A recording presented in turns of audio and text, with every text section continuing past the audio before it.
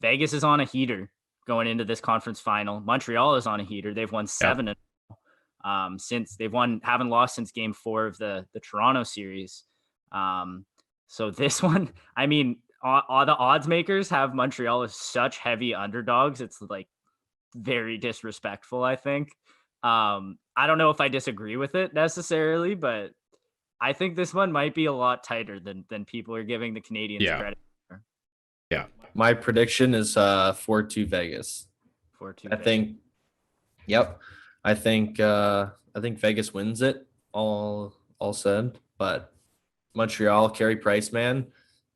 I forget who it was. Maybe it was Biz Nasty was saying the last time Montreal won 6 games in the playoffs, they won the cup in like 93 and they were just won 7 in a row. So, I mean, I've like what? I've got 3 predictions right in this whole playoffs, so I'm probably going to be wrong with this one. And Montreal is going to go to the cup final, but we'll see. Hopefully Vegas. Colton, what you got? Well, okay. First of all, I just wanted to say this stat that I saw was absolutely fucked. So the Montreal Canadiens have not trailed at any point since Game 4 of the first round against the Toronto Maple Leafs, which is 437 minutes that they haven't trailed for. So that's a shit. Like, the only team to do better than that was the Canadiens in 1960, and they went 488 minutes. So we're game. What's that? That's only like one more game. Yeah. But that's also like, that is so ridiculous. Like, I doubt that stays. Like, I doubt that they even break that record, to be honest. But I mean, anything can happen. These past 2 years, if I've learned anything about hockey, it's that anything can happen on any night, especially in the playoffs. We've seen upsets that we've been like, wait, what? Like last year when with what was it, Montreal and Pittsburgh? Yeah. And we were like, what the fuck? Like, Pittsburgh was also buzzing last year too. And at that point they just hit Montreal and it was just like a wall. Like, yeah. So this is gonna be a tough one.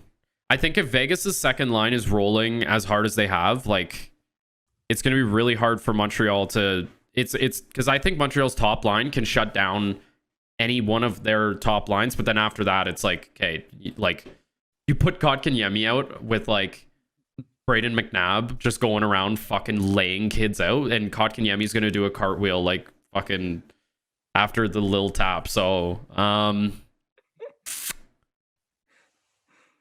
gonna, you know what, I'm gonna say this goes 4-3. Fuck it, I'll just say Montreal. 4-3 Montreal. Why not?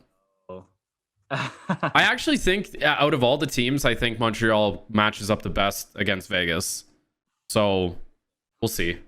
Yeah, I mean, I agree in a lot of ways. And that stat you brought up about minutes without trailing, I mean, that's obviously massive for Montreal, especially the way they play. They get a lead and then they don't even worry about skating in your zone. Yeah. Perimeter shots. Yeah. In the neutral zone.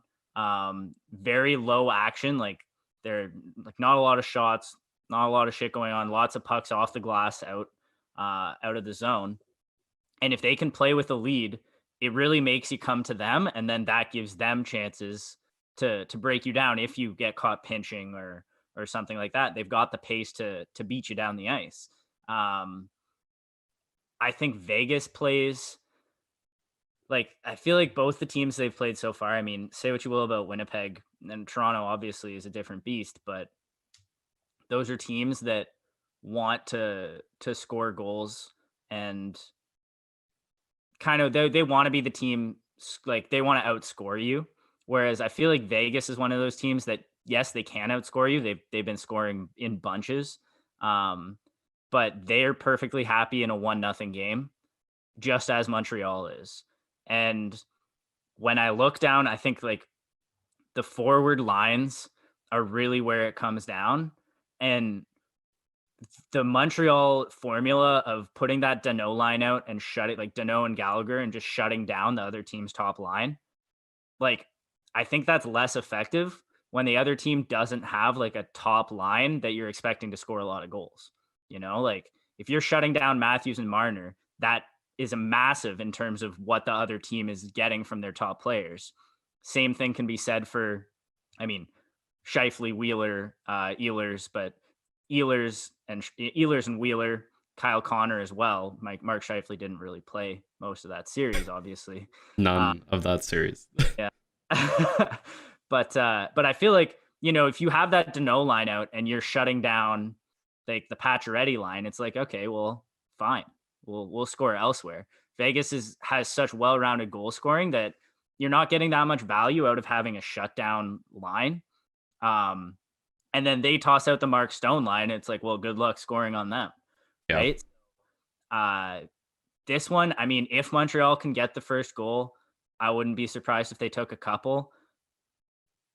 And like Carey Price obviously is in God mode right now, but I can't help. I mean, I bet against them every single time, and I'm almost leaning towards Montreal 4-3. I'm gonna go Vegas 4-2. I think they're just too good. I think they're head and shoulders better than Montreal. I think they're probably head and shoulders better than anybody that was in the Canadian division this year, if I'm being honest. But this is the first time that we're getting to see cross division play. So who the fuck knows, really? Yeah. One big factor here that I do want to mention is you got to look at the difference between.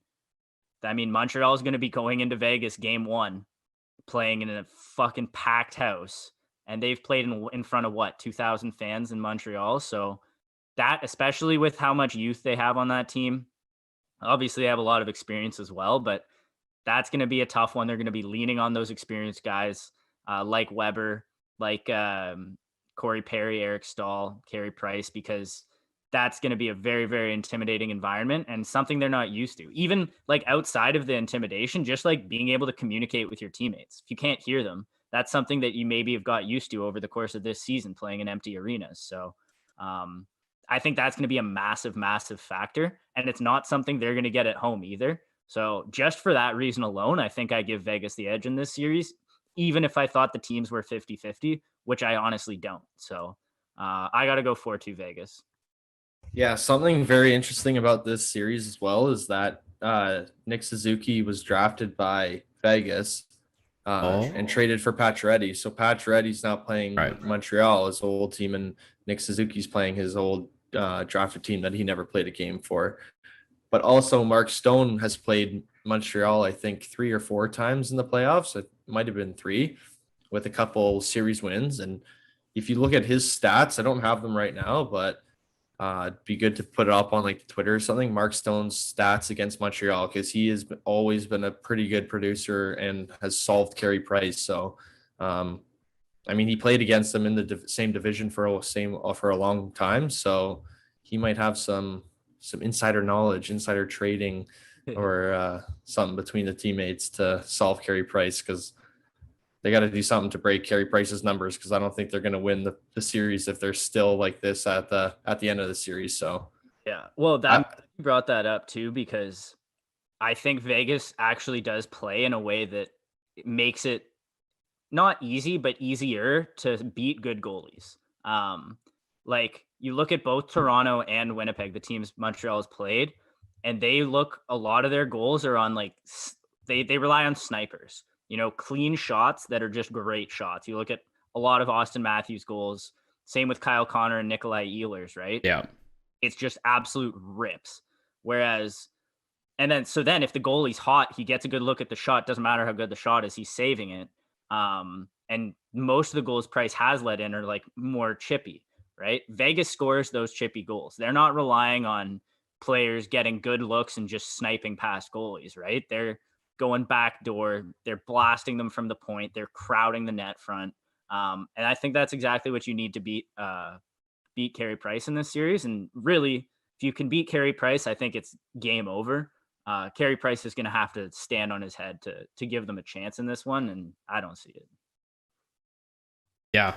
Yeah, I think Vegas goes to the finals as per my prediction, but nice. Yeah.